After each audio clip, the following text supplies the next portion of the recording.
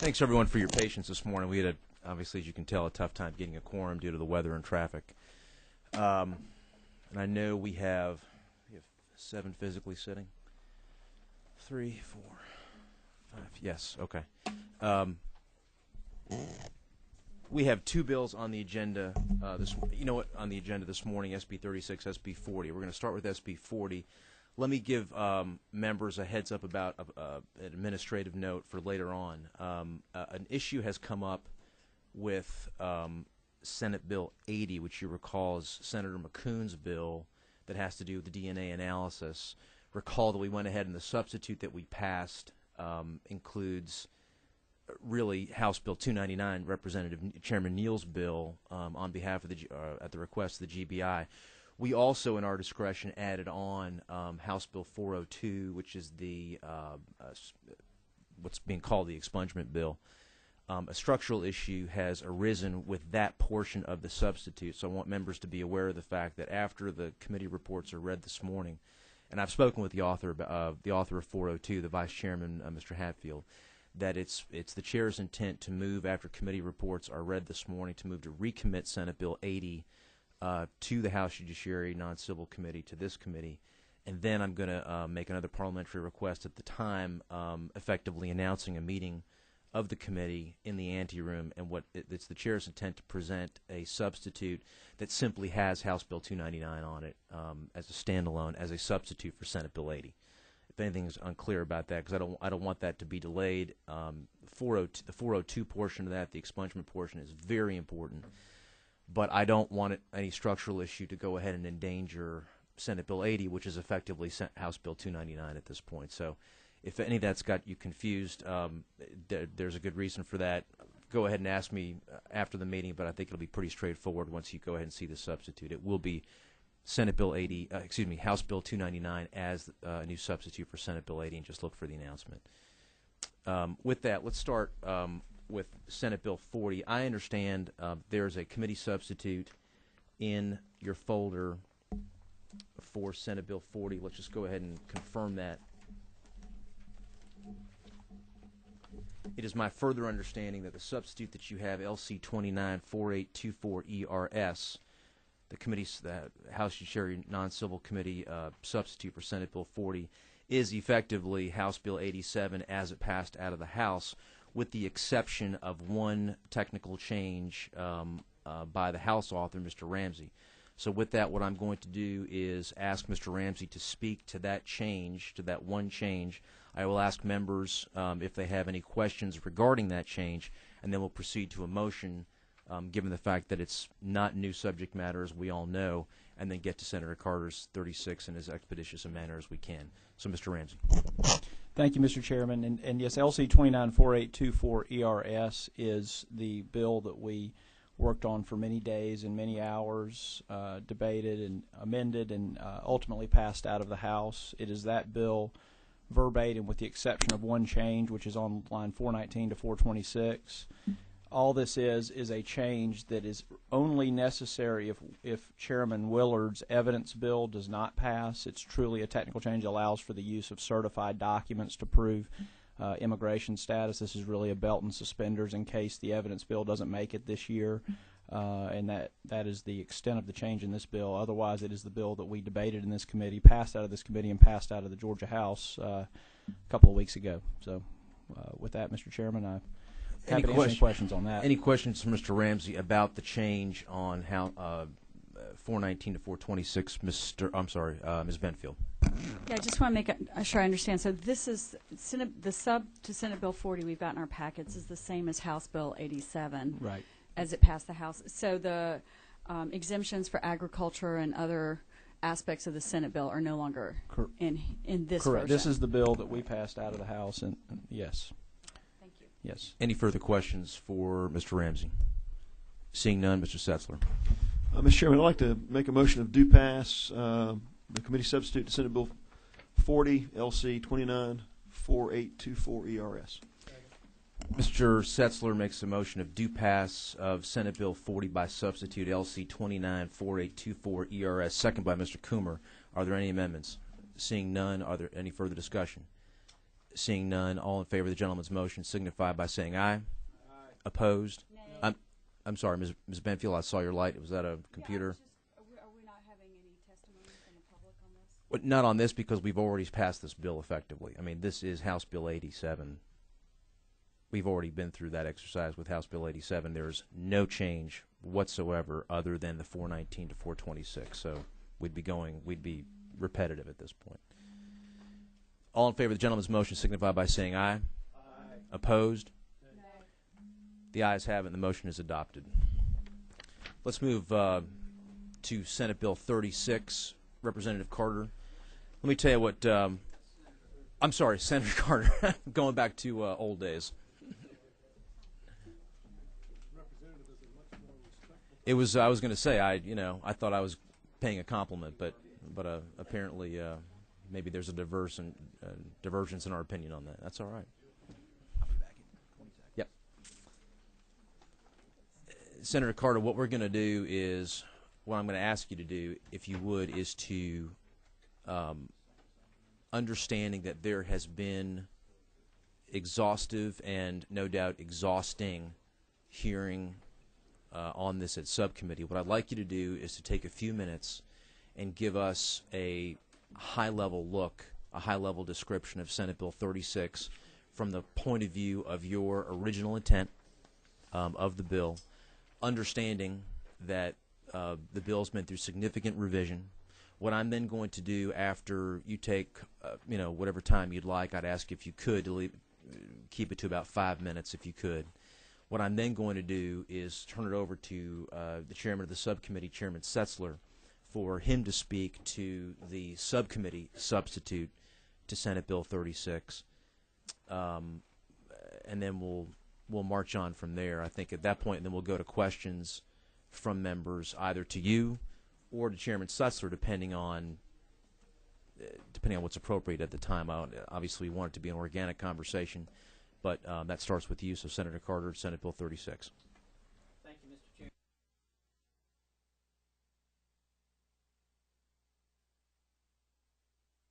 Few years in the state of Georgia and in our nation as a whole. Currently, prescription drug abuse accounts for about 30% of all drug abuse in our nation. It is the fastest growing abuse problem that we have, drug abuse problem that we have in our nation. Georgia is in a particularly bad situation because, with the exception of Florida, who is currently the state that is currently implementing this program, every state that borders our state has a prescription monitoring program in place. This, of course, is a database that is created by pharmacies when they submit this information to the State Board of Pharmacy. They submit it, the prescriptions that they fill. It gives a way of tracking both the prescribing and dispensing habits. This is vital for pharmacists and for doctors alike. Pharmacists and doctors both have a moral and a professional obligation to fill and to prescribe prescriptions only for those who are in need. Currently, we're experiencing, as I say, a major problem in the state of Georgia because most of the drug abusers are being pushed into our state as a result of the monitoring programs that exist in other states. It's important to note a couple of things here. First of all, it's important to note that this is nothing new. Many of you have concerns about privacy. Many of you have concerns about a database being created. Databases are out there now. If you get a prescription filled at a chain drugstore, that chain drugstore has all of your information. If you have an insurance company, and most of you do, most of you have insurance coverage, that information also, I didn't know if I had everybody's attention.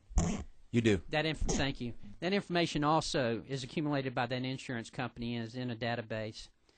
There could be breaches of that information just as there could be breach of this information. What this database is intended to do is to be utilized by pharmacists and doctors. It will be set up to where a secure password that is accessible only by those who are licensed to use it, that being the pharmacist or the doctor, would be able to access it for their patients only. And again, it's important for us to have that information. I don't want to be filling prescriptions for people who shouldn't be getting those prescriptions, nor does a physician want to be prescribing prescriptions for those people who shouldn't be getting it.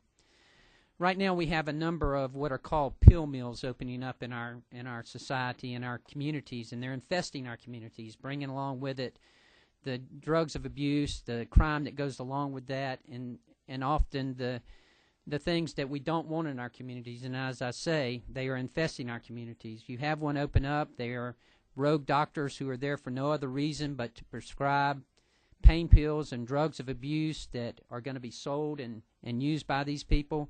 We have them coming from all over the country. In fact, just a personal experience I'll share with you, February 21st was President's Day. We were out that day, and I worked that day. We had a pill mill that opened up a couple of miles down the road from one of my pharmacies, and I was working that day, and I had a young lady bring in a prescription. She brought in 3 prescriptions.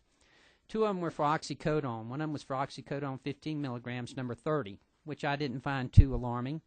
The other was for Xanax, 0.5 milligrams, number 30. Again, the quantity was pretty good. The third one was for oxycodone 30 milligrams, 150 of them. That raised my concern there. So I went out to speak to the patient, and I asked her, I shouldn't say patient, I went out to speak to the lady, and I asked her, I said, do you have some ID? She said, sure. So she presented me with a Kentucky driver's license. I asked her, I said, are you moving here? She said, no, I just came down here to see this doctor. I heard he was opening up down here. Well, as she was leaving, I couldn't help but notice that she had a Florida license plate on her car. That tells you the magnitude of the problem that we have here in the state of Georgia, and this is to address that problem. This is nothing new. Currently, Georgia Drugs and Narcotics and the Composite Medical Board have the right to go into pharmacies and have the right to go into doctors' offices and gather this information. All we're doing is putting this information into a computer base as opposed to a paper base that exists today. In fact, you can make the argument, and I think you can make it quite substantially, that this is even tougher than it is in the paper base because of the fact that the only way law enforcement has access to this is, as according to Senate Bill 36, is through a Superior Court subpoena. Right now, they don't have to have that in order to get the paper trail. But to get the database through this computer database, they would have to have a subpoena from a Superior Court judge. So we feel like it's much more stringent. Again, as I said earlier, I think that many people have a concern about privacy, and certainly we do. If you look at the penalties that are in Senate Bill 36, you will see some of the most stringent penalties of any bill around.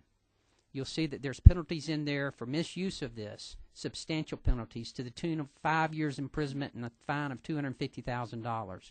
I would call those substantial. So the misuse of this information, the intentional misuse of this information, is taken very seriously. Mr. Chairman, I'm going to yield to your concerns. I think I've done my best to articulate the problem as it exists today, the solution that we are proposing. I know that you worked on Representative Weldon's bill, and I know that you have a substitute that you want to use here, and certainly I would now yield to the will of the committee. Thank you, Senator Carter. Let me also, and I was remiss in not recognizing Representative Weldon earlier, who, you recall, worked on the House version of this bill, the companion measure House Bill 184, and went through a lot of work on that, and we're glad he's here as a resource for us on the House side. I thank you for that summary. What I'm going to do now, consistent with what we talked about earlier, is to recognize Chairman Setzler to speak to the substitute and really just to give us a summary of the subcommittee's actions and to give the full committee a picture of the changes that were made, and more important and more to the point, why they were made. They obviously address certain concerns in a certain way, and turn over to Mr. Setzler to go ahead and speak to that. And then we'll go to questions. I apologize. And we'll go to questions either for Senator Carter or for Chairman Setzler. Mr. Setzler. Thank you, Mr. Chairman. And to the author of the bill, appreciate your advocacy on the issue. Our subcommittee spent, as the chair knows, and as the subcommittee members know, spent quite a bit of time on HB 184. And I would characterize the interest of our subcommittee as being consistent with Senator Carter's. I sense a desire, and I certainly, as subcommittee chairman, had a strong desire to pass a good, strong prescription monitoring program bill and stand strongly behind that. Many know that in my district, in Kennesaw, one of the most prominent pill mills in Georgia kind of presented itself, and the the way that the owners and the management team of that pill mill flaunted their ability to use Georgia law with our law enforcement agents was striking to me. It was almost breathtaking. The things that we had an owner of a pill mill that all but put his finger in the chest of our police chief and said, "You can do nothing to me. We've got this covered." They were clearly flaunting it. So it's certainly an issue that's on my radar screen. My interest is in working with Representative Weldon, working through our subcommittee was to put the adequate protections in any product that came out of this committee for privacy, not to change the essence of a PMP monitoring program, but to clean up language where administrative subpoenas perhaps were a little looser, perhaps in the bill's language than the subcommittee felt they should have been. The ability to share with other states without judicial directives was a great concern, and I'll walk through some of those specifically if I could. But I think listening to members of the subcommittee, having had 4 hearings on this, I think the interest was that any state or any law enforcement agency, frankly in Georgia or anywhere, should be able to have access to this information. Following as part of a stated criminal investigation, in a way that a judge has oversight in issuing an order to go after specific individuals' information, that's available both to law enforcement agencies within Georgia or outside of Georgia. The substitute doesn't change that. What it did tighten was the ability for the state database managed by Georgia Drugs and Narcotics to be shared with other states and shared with potentially federal entities. It tightened that down considerably. The concern was that this is a state-run database, that it's not something that the data could be shared outside of the state in a way that other states could then use their rules in managing the data, or the federal government could use it at their sole discretion without the provision of federal law mandating its use. Certainly, the preemption powers of the United States Congress could take this database in the future and use it. That was certainly a concern, I think, of members today. But without a specific provision of federal law, we didn't want agency sharing of information that is otherwise privileged to be done in a way not consistent with the way this General Assembly would want it to be used. So we tightened down considerably, but in a way that's in keeping, I think, with the spirit of law enforcement being able to get judicial orders to get information they need for a viable investigation. So having said that, I can walk through piece by piece, Mr. Chairman, if it pleases the committee. I think what I'd ask you to do, I want to get to questions for the author as soon as humanly possible, because we may be in a position, Senator, to go ahead and take a motion. We have a majority caucus meeting at 10 a.m. That I understand is a command performance. So we will be majority side will be there, and therefore, if we are going to get to a motion, we want to get to a motion by 9:45. So let me ask Chairman Setzler to be as abridged as he can in speaking to the substantive changes, and in all seriousness, and yes, just so we can go ahead and get to that point. Again, Mr. Chairman, I think that the biggest change, which I was about to allude to, and this is just a pure policy matter for every member of the committee to decide on, and I think Senator Carter may have some thoughts to this, was whether or not the substantive contemplated in this database be limited to Schedule 2 and an enumerated list in addition to Schedule 2, or if it be all Schedule 2, 3, 4, and 5. That's a policy question. I don't know that our subcommittee was as committed to Schedule 2 and an enumerated list versus 2 through 5 as they were to the privacy concerns. Speaking as a member of this committee, I will say personally to the author and for the record, my concerns are with the privacy concerns of how the database is managed primarily. There are other members who are more concerned with Schedule 2 and enumerated list, and I respect that. And many members of this panel take that position. My concerns that I offer to the author is that we have the proper shackles on this thing, so that when the information is collected and maintained, not in the cloud, but maintained by the government, that it be able to be maintained consistent with judicial order. And I say that it's the changes were very specific. For example, the board shall not provide any information to federal or other state of local authorities except but upon judicial order. You know, we contemplated a higher standard for warrants to do that. we went back to the standard process. So just like a law enforcement officer obtains any other warrant in Georgia, he would obtain the warrant for this. We thought about an elected Superior Court judge. We backed off of that at the assistance of the prosecutorial community to make sure we're not having a special carve-out here. So the substitute that's being offered today has warrants being issued by the same process that any other warrant is issued here in the state. Again, one of the requirements was that any entity that have access to this information has maintained security measures that's substantially equivalent to the way the board has to maintain the database. There had initially been language in the original bill that said maintain security procedures consistent with the size and sophistication of the organization.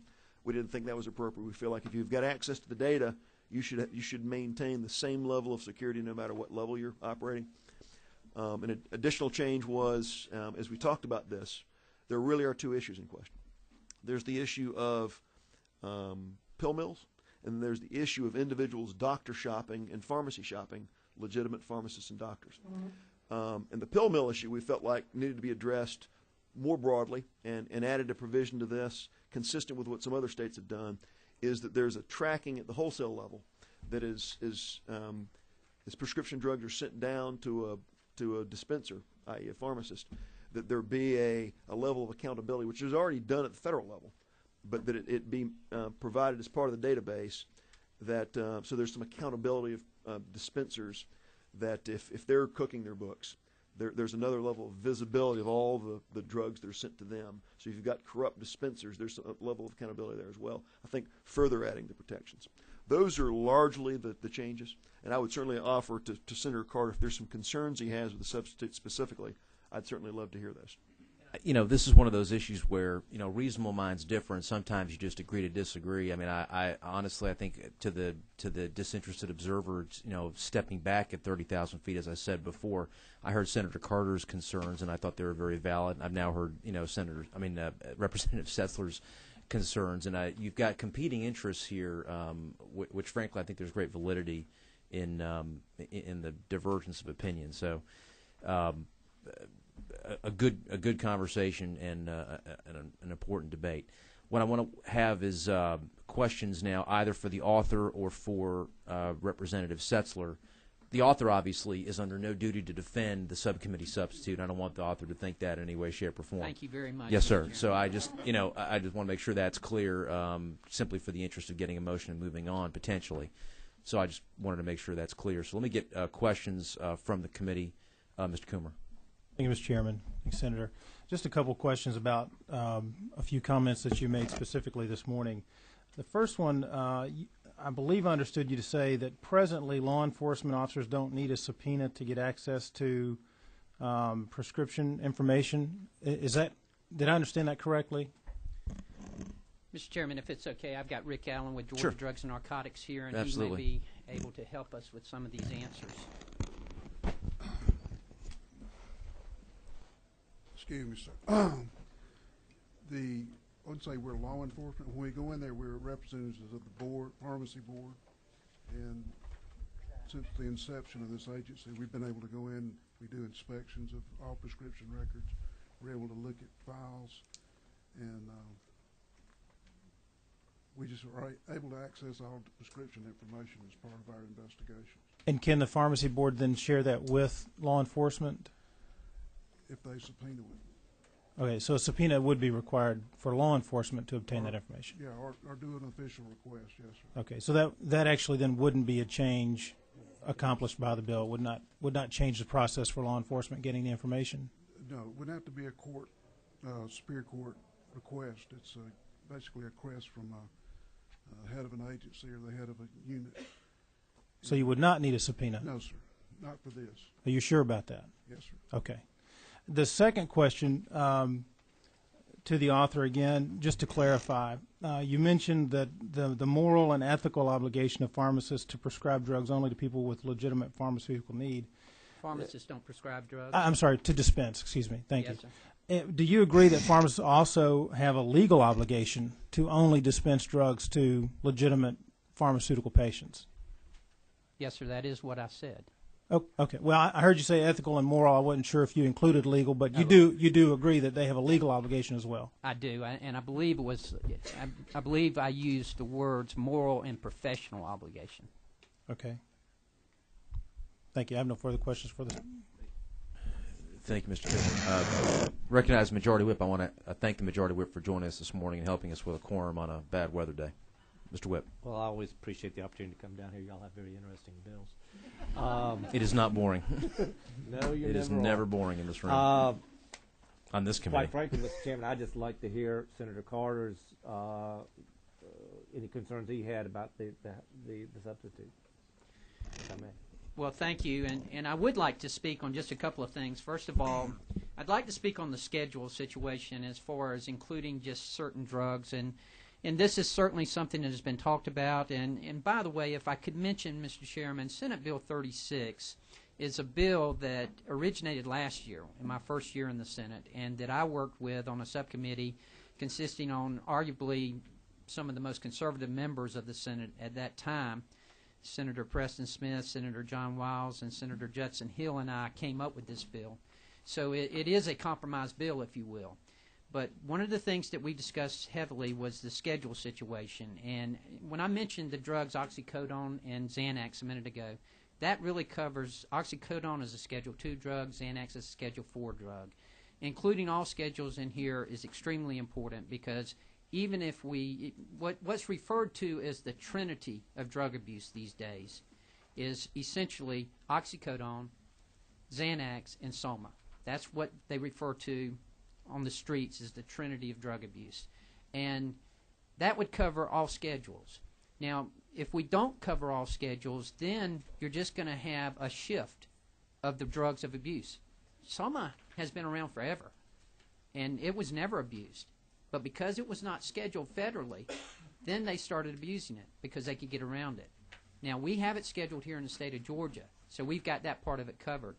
I would also submit to you that not only is it important that we have all the schedules in this legislation, but if there's going to be a breach, then there's going to be a breach, whether it's the Schedule II drugs or whether it's all scheduled drugs. So if the privacy is the concern, then I don't see what the difference it's going to make to have only certain drugs in there. If you're concerned about this information getting out, then you should be as concerned if a Schedule II got out as if all the schedules got out. We are not, this is not here for the occasional user of pain pills or for the legitimate user of pain pills. We recognize that there are pain management physicians in our communities who are much needed, who provide a great service to our community. And there are people out there who need these drugs, and that's one of the problems that we're facing right now, is that they're depleting our inventories with these pill mills to where we can't get the medication to the patients who truly need the medication. The only other thing that I want to mention about Representative Setzler's comments were about the wholesale regulations. Those are already in place. We are limited to the number of controls that we can buy now. If we buy outside of certain parameters, we're cut off. I can only buy a certain allotment of oxycodone per month, depending on what my usual and customary usage is. If I go outside of those parameters, then I run out, and I'm not able to get any more for that month. So those checks and balances are already in place. So those are the two things I'd like to respond to as far as the changes, which there were many. And while it's not all inclusive, I did want to mention those two, and I appreciate the opportunity to do that. Mr. Ramsey and then Mrs. Cooper. I guess mine's more a question for the chairman. There are several amendments. Is Representative Weldon going to speak to the? You can give an opportunity to speak to the amendments before we have a motion on the underlying bill, or how are you going to handle that? Because I'd like to hear from Representative Weldon on the amendments at some point. Mr. Chairman, I can do that in 8 minutes or less. The amendments would need to come from a member of the committee. Yes. So I think what I'm going to do is, just as the conversation goes forward, as a member is recognized to either ask questions or to speak, if an individual member is going to go ahead and offer one or more amendments, they would do well to go ahead and speak to the amendment prior to a motion. Okay, and I intend to offer AM 1029, but I would like Representative Weldon to speak to that amendment that I intend to offer. Is that? I've got no problem with that when we get to the amendment Okay. portion of when we get to that. Okay, thank you. After a motion. Mrs. Cooper. Thank you, Mr. Chairman. Senator Carter, I just like, since you brought up part of that thing, I'd like to go over the history. I have stayed away from this bill and to this point because I understand that someone was going across the state saying that I killed the bill last year, and that certainly was not my intention. 2 years ago, or 3 years ago, I passed the bill and it made it out of the House. It had Schedule 2, 3s, and 4s in it. I authored that bill. It passed the House. It went over to the Senate and sort of all hell broke loose, and the Senate killed that bill. We went on into the session to the last thing, and one of our representatives, our pharmacist, asked me if he could try to add that bill that had been killed in the Senate with the 2, 3s, and 4s on it, if he could add it to another bill. We tried to do that, and at that time, the House erupted, and it was solidly defeated, if you remember that, and that representative's here. So when your bill came over last year to my committee, and it had all the 2s, 3s, and 4s, I started getting all of the, people against it coming to me, and I went to law enforcement and asked them if we weren't going to be able to pass it out of the House, what I could get out of the House that would take care of part of the problem. It was not my idea, and law enforcement said if we would do Schedule 2s, hydrocodone and its derivatives, and soma and its derivatives, we'd take care of 95% of the problem, over 95%. That came from law enforcement and from our prosecutors, and that's how the bill came to be changed last year, to set the record straight. It was not me. It was because I didn't think I could get the other passed. I was told I would not get it passed. And if you will remember, it took me till the last night of the session to even get, at 8 o'clock, to get the bill with just what I said out of the House and over to you. It did pass the House and then didn't make it out of the Senate on that last night. So that is the record. And I think that is, I have not been to the subcommittee meetings on purpose because I didn't want to get blamed with it again, but that of killing the bill, which I did not do either time. And I just wanted to give you the history of how it gets limited to that, and sort of how the House felt about it, and so that you would know that where the bill came from. Senator, I mean, you more than that's well. fine. I don't. Very well. Mr. Setzler, and then we will get to a motion. Thank you. To the author, I appreciate your, I legitimately, and I know there's a lot of loose words that are thrown around in this Capitol, but I legitimately appreciate your advocacy in this issue. I really do. To the question of the substitute, are there any specific concerns you have with any language in the substitute, aside from the policy question of the Schedule 2 through 5? Yes, sir. There are plenty that I have, too numerous to go over at this time. I would like to yield to the comments of the chairman that we move ahead so that we can hopefully get this in conference and work it out. And Mr. Chairman, I'll simply close by saying I sensed beyond myself that the notion of what we're creating here is not the same information that's out there today. The notion that it's out there today in the cloud, that your insurance companies have it, the doctors have it. Well, if it's out there and it's available, then you could use it today to prosecute these people. The notion of bringing all that together in a single place, in a single nexus, is substantial. And when that nexus is controlled by the state, it is a powerful step from information sort of kind of being out there in the insurance space in the cloud. That is a substantial, that's the purpose of this bill, in fact. So the notion that it's there, it's either there and it's available and we can use it and it's no problem, we don't need to do this, or it's not together in a place that we can use, and it's a powerful thing to do. That's why we need this bill, but as a powerful thing, it has to be adequately shackled. I'd love to talk to you moving forward on concerns. I will tell you personally, I'm speaking as a member, one of 180 members, my concerns primarily are shackling this powerful tool that we need, not whether we're talking about 2 through 5 primarily. So I want to say that, and any individual thing which may be seen as a minor point to our members or to those that are listening, to me could be a central issue, because again, my concern is we're creating this powerful tool that should be a tool to law enforcement, that every pharmacist should be able to see the things that someone's been prescribed. A doctor should be able to see the things that someone's been prescribed, and drugs and narcotics should be able to see that. But the notion that a state entity should be able to troll through a data set, Mr. Chairman, and look at outliers and then use that itself as evidence to launch an investigation against somebody is outside of the process of a person making a call. I have no problem with a pharmacist looking, wow, this person's looking for the 9th prescription of OxyContin in the last 4 weeks. Law enforcement, I think I have no problem with that.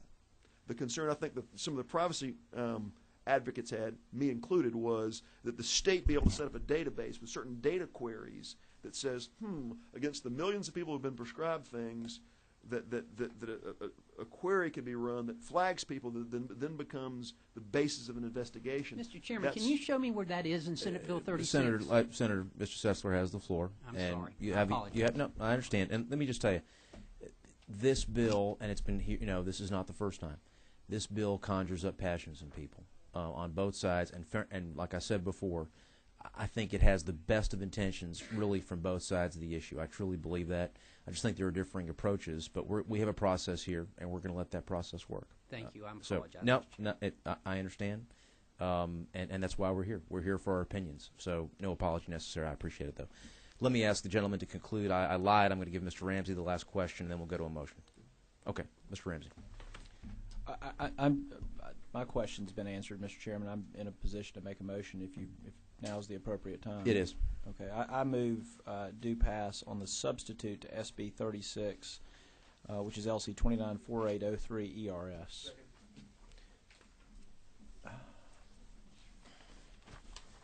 And I have a couple of amendments, Mr. Chairman. Yeah.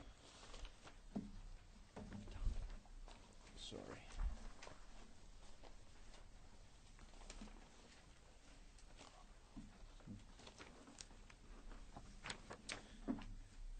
Mr. Ramsey moves do pass of Senate Bill 36 by substitute LC 294803 ERS. Second by Mr. Sessler. Are there any amendments, Mr. Ramsey? I have two, Mr. Chairman, and I'll start with the shortest, which is AM 291028. It is a clarifying amendment, and I would like the author of the House bill to please speak to it, if he would. It'd be fine. Any objection to Mr. Weldon speaking to the amendment? Seeing none, Mr. Weldon, you're welcome to speak to it. You're probably the best from a subject matter expertise on our side and the best position to do that.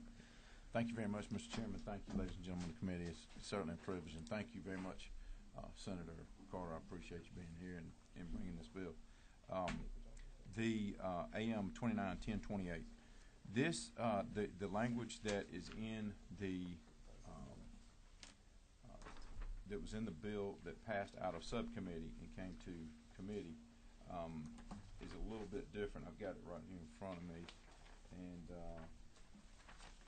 we just narrowed this just a little bit.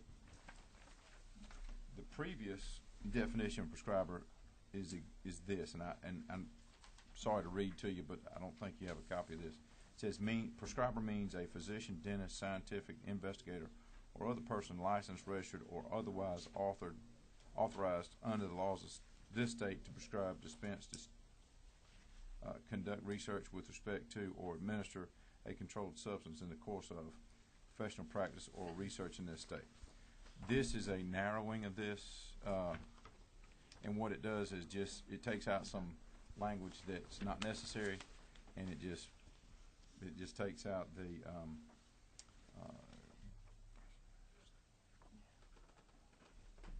it just says anybody that's licensed to prescribe a controlled substance in the course of professional practice or research in this state.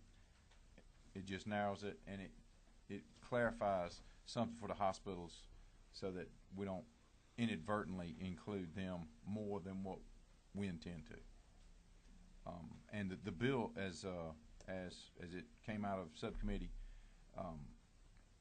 leaves an exception for hospitals for care of patients who are presently in the hospital. They don't have to report those prescriptions and the reason for that is I'm not aware of a problem in that situation. and I'd be happy for it. Questions regarding the amendment, Mrs. Cooper? Proposed amendment, Mrs. Cooper. I do. Does this in any way, I mean, there are physicians who dispense. My husband happens to be one of them. When you take out, a prescriber or somebody, means any physician or the person licensed or otherwise in the state to prescribe or dispense a controlled substance? Mr. Chairman, if I may. Certainly. If a physician is licensed to dispense, then they have to be licensed by the State Board of Pharmacy to dispense. So they would fall under dispensers as well. So that would cover. And they're caught in the, I agree with that, they're caught in the dispenser definition that's in the committee substitute. Okay, thank you. Additional questions on Amendment 291028, Mr. Coomer? Nope, seeing none. Is there objection to the amendment? Let's just back up a second. I'm going to go ahead and call for the yeas and nays on the amendment. All in favor of the gentleman's amendment sponsored by Mr. Ramsey? It's AM 291028. All in favor of the gentleman's amendment signify by saying aye. Aye. Opposed?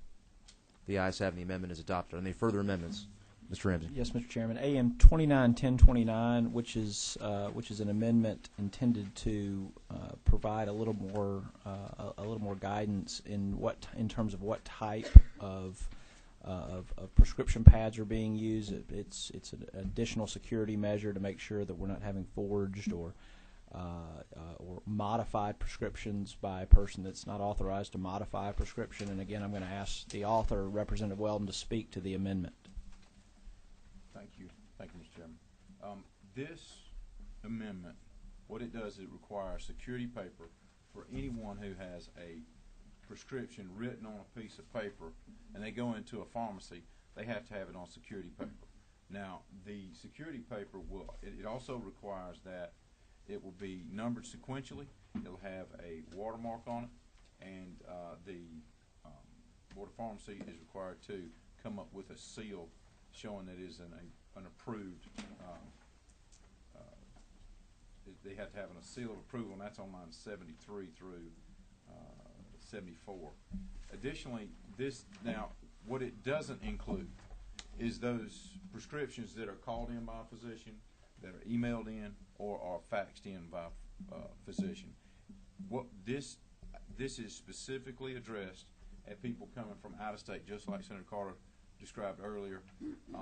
People come from out of state, they walk in there to a Georgia pharmacy, and they say, here's what happens. They walk in the pharmacy and say, do you have hydrocodone 30 milligram? And they say, no, we don't carry that. You have hydrocodone, OxyContin 30 milligram. Then they say, no, we don't carry it. You have OxyContin 15 milligram. And they say, yeah, we have that. Well, then I've got a prescription for that. Let me have 280 of those. Do you have Soma? They either do or they don't, and ask for it. So that's what is required. And even if they come from out of state, they have to comply with this rule. Questions on the amendment, Mr. Coomer? Right. Just to be clear, I mean, the issue we're trying to get at here is that we have board-certified doctors and pharmacists who are giving prescriptions to bad actors. Is that correct? We're trying to make sure that if somebody comes in with a written prescription on a prescription pad, that they have it in compliance with this, and it cuts out the people who are copying them that don't have watermarks, that kind of stuff. That's where this is addressed. Okay, thank you. I understand. Additional questions regarding AM 291029, Mr. Franklin, then Mrs. Cooper. Thank you. It seems like this is more of a full employment amendment for the printing companies to come up with these forms that then our physicians across the state are going to have to go to the additional expense to buy these forms, which is going to continue to add to the medical cost. Section 4 of the amendment specifically gives me concern where the identification of the patient picking up the prescription, not only, obviously you're going to verify who it is before you release the medication, but the fact starting on line 52 of the amendment that it shall be copied. Not only is the identification presented to the pharmacist, but that identification, that driver's license that can be used very readily by identity thieves is just going to be copied and lying around. and that gives me great concern. Mrs. Cooper. Okay. To Representative Comer, I would say that 99 and 9/10 of the pharmacists in this state and the doctors that are writing prescriptions or prescribing are trying to do the best they can to treat patients. What we have are people that are drug abusers, and that's what we're trying to get at. And unfortunately, the DEA numbers of physicians are out on the web. I didn't realize that until I was working on the bill last year, and the kids in my office pulled up my husband's DEA number like that. And the crooks are so good that they now can do prescriptions that are so authentic that no one can tell the difference. And that's the reason for going toward having controlled, some kind of a controlled prescription thing. The only thing I would ask, since the Board of Pharmacy is the one to set up the rules for these prescriptions, one of the problems that I understand that's happening in other states with them is that the companies that do the prescriptions will sell them and sell the paper to other people, and I would ask the Pharmacy Board or people who are here to make sure that you put some rules about the kind of paper all being not sold to anybody else but to our state for prescriptions, so we don't have that problem that other states have. Thank you. Thank you, Mrs. Cooper. I see no further questions on the amendment proposed by Mr. Ramsey, AM 29-1029. All in favor of the gentleman's amendment signify by saying aye. Aye. Opposed? No. The ayes have it. The motion is adopted. Any further amendments? Mrs. Cooper. Okay.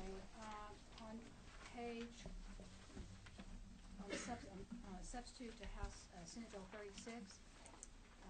I'm working off LC 294803ERS. Is that it? Yes. Yes, got it. That's the sub. Okay, on line 223. Let me ask the lady, is that a pre-printed or no? No, I thought Okay. that Representative Weldon was going to do it. It's adding a couple words. Okay, and that's fine. I just want to make sure members understand that is not in your folder. So if I could have the lady pull the microphone to her so that council can go ahead and follow. Okay. As I said earlier, if we're not going to do the 2s, 3s, and 4s, I think there's been an oversight, and I think it's extremely important that we add hydrocodone and its derivatives. And Representative Weldon and I have talked about it because that is what law enforcement said would take care of over 95% of the problem. So on line 223, I would suggest that we strike the "and" after Schedule 2 controlled substances, put a comma, and say hydrocodone and its derivatives, comma, soma and its derivatives. Would the lady repeat her amendment, please? Right. On line 223. And go slowly. Okay. Thank you. After what would be the 2 controlled substances, strike the "and", put a comma after substances, add hydrocodone and its derivatives, and then continue. All right, so the effect of the lady's amendment is to add hydrocodone and its derivatives. Yes, sir. Okay. And we would have to do that also, again, on line 251, and it would be after Schedule 2 controlled substances, and it would be the same amendment. Okay. Line 3. Mr. Setzler. I think from a scrivener's perspective, I think you're adding in after Schedule 2 controlled substance. I think you simply put in comma hydrocodone and its derivatives, and then everything just flows. I don't think you need to strike the "and". I think it's just an insertion. Okay. And the legal counsel tells me I'd need to add the same thing on line 3 in the beginning. And the caption. You're adding keeping soma in each. Right. Yeah, keeping soma. It's the combination. Okay. I just want to make sure council has that. Okay, great. Is there any objection to the amendment? Is there objection to the amendment? Seeing none, the amendment is adopted. And I have another one. Any further amendments, Mrs. Yes, sir. Cooper? Okay, thank you. After line 377, and this one it's not printed as an amendment, but it is a copy of it in your folder. It's like this. Here again, I'm sorry, I had a misunderstanding with Representative Weldon about it being drawn up. All members should have this language in their folders. Okay. It would start after line 377.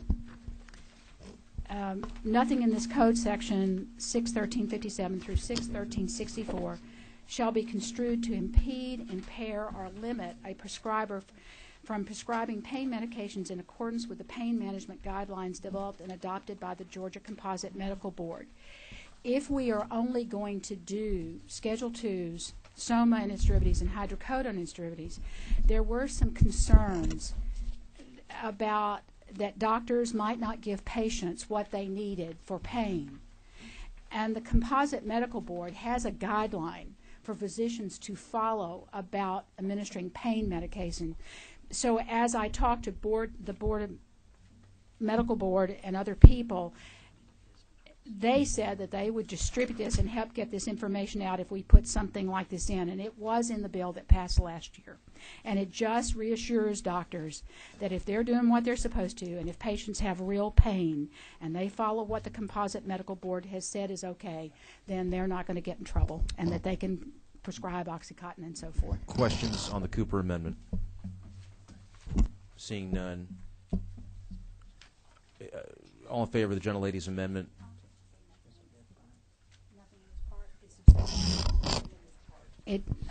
Legal counsel, it says that it should start off by saying nothing in this part rather than the code section. Nothing in this part shall be. So on the Cooper Amendment that you have that is not numbered, it should read, nothing in this part shall. Nothing in this part shall. Is there any objection to the amendment?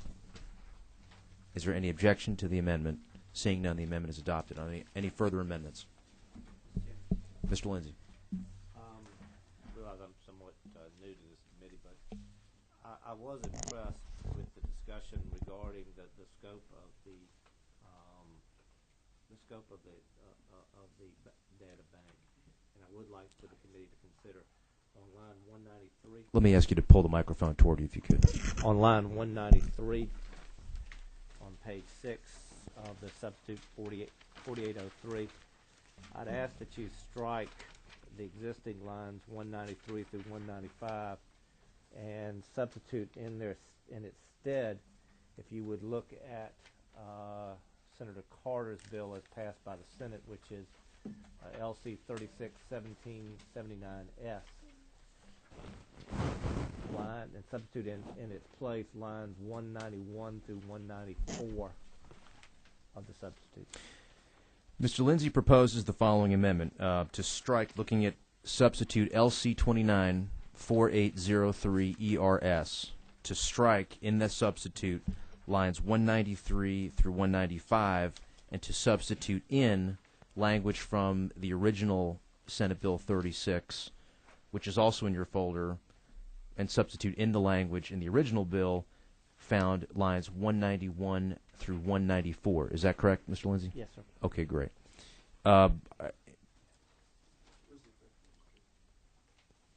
Questions by the questions for the author of the amendment, Mr. Setzler.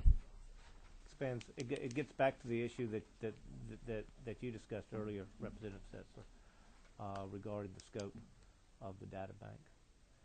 I am concerned with the idea of us sort of picking out only one area of scheduled drugs will only lead these pill mills to jump to items found in other schedules rather than attack the problem that the author of the bill is seeking to address. Mr. Setzler. Can I ask a question of the author on the Lindsay amendment? Certainly. We've only got a couple minutes though, so let's get to a vote on this and then on the motion. If that were the policy of this committee to broaden it to all 2 through 5, is the gentleman comfortable with the bill? And would there be peace in the realm if that were adopted? Oh, I don't think that's a fair question. I mean, there are other parts that certainly goes a long ways and certainly is much appreciated, and I would encourage each and every one of you on this committee to please consider this very carefully, because I think it's a great amendment, and I appreciate the Representative Lindsay offering this amendment. But for me to say that this would make the bill whole, I can't say that at this point. It certainly needs more study. And you're under no duty, Senator. Don't worry. You're under no duty there. Thank you. Okay. Again, I very much appreciate that. Yeah, I mean this bill's got a lot of moving parts. That certainly is one important part of it, but we're not going to try to commit to you have your if and when the bill's passed down on the House, you have your prerogative when it comes back on the agree or disagree, and we respect that. Thank you. Mrs. Cooper. Okay. Well, this doesn't. I mean, and like I say, the first year I passed it out with 2, 3s, and 4s, and that was my original bill. Just putting that in does not make this bill have all 2, 3s, and 4s in it, does it? To our whip. Does it negate the other part of the bill? No. No, it's just just in case it changes. Yes. Thank you. I mean, On the Lindsay amendment, make sure council is comfortable. Well, if we change that definition, we're now going to have an undefined term throughout the bill, which is Schedule 2 controlled substance, unless the intent is to change it all throughout the bill.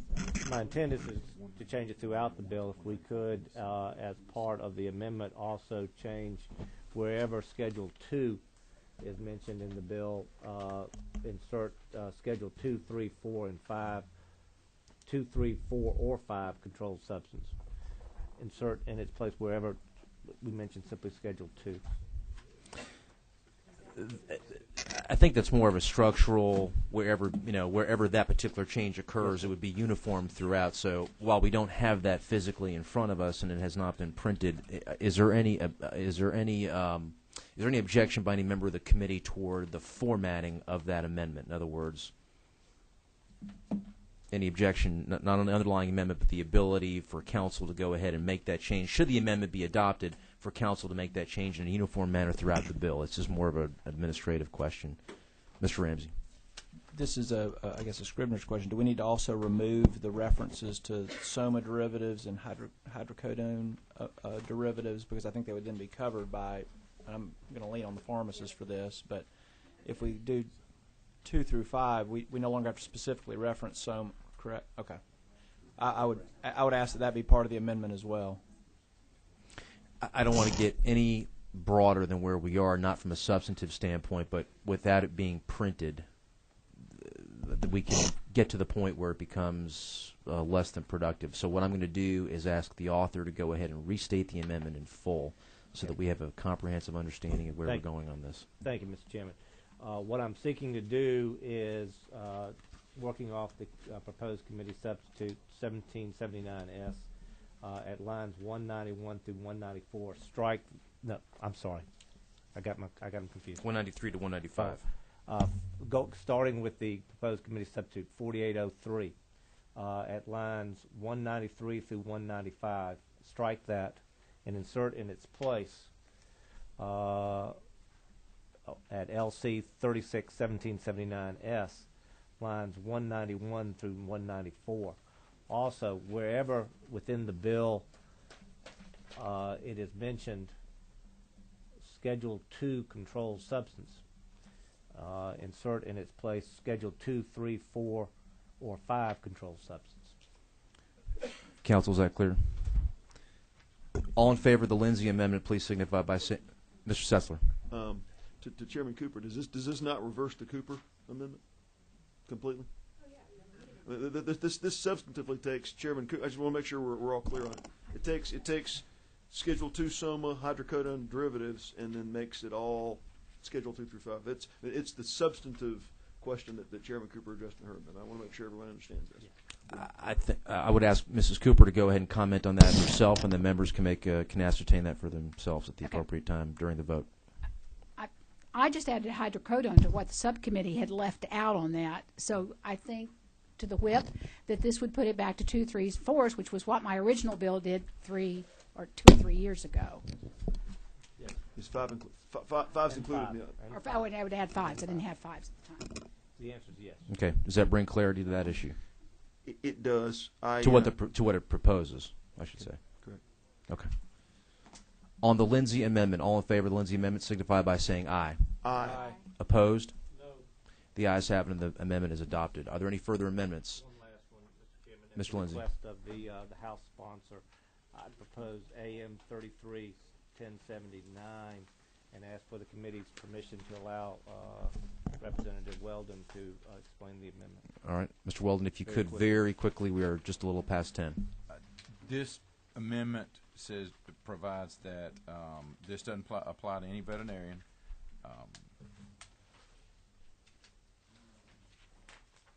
And it doesn't apply to over-the-counter drugs. Okay. Any questions on the amendment?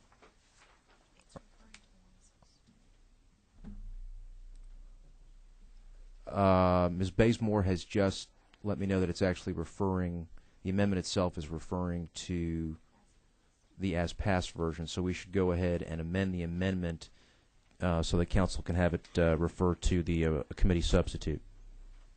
Any objection to that? Seeing none, the amendment to the amendment is adopted. On Mr. Coomer. Well, my question was specifically to AM 331079. Mm-hmm. That's fine.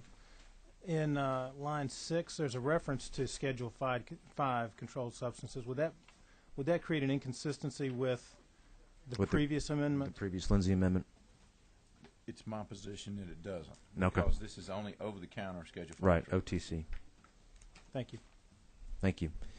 I see no further questions. On the Lindsay amendment, AM 331079, amending the committee substitute of 4803 ERS. All in favor of the gentleman's amendment signify by saying aye. Aye. Opposed? The ayes have the motion, and the amendment is adopted. Are there any further amendments? Seeing none, all in favor of the gentleman's motion of do pass by substitute of LC 294803 ERS. We'll do that in the context of a new substitute for council. All in favor of the gentleman's motion signify by saying aye. Aye. Opposed? No. The ayes have it, and the motion is adopted. Thank you, Mr. Chairman, Thank and you, members Senator. of the committee. No, I'm glad it's a good catch. Thank you. I'm glad you caught that. Hey, no, listen. No, you did. No, I don't want to hit you.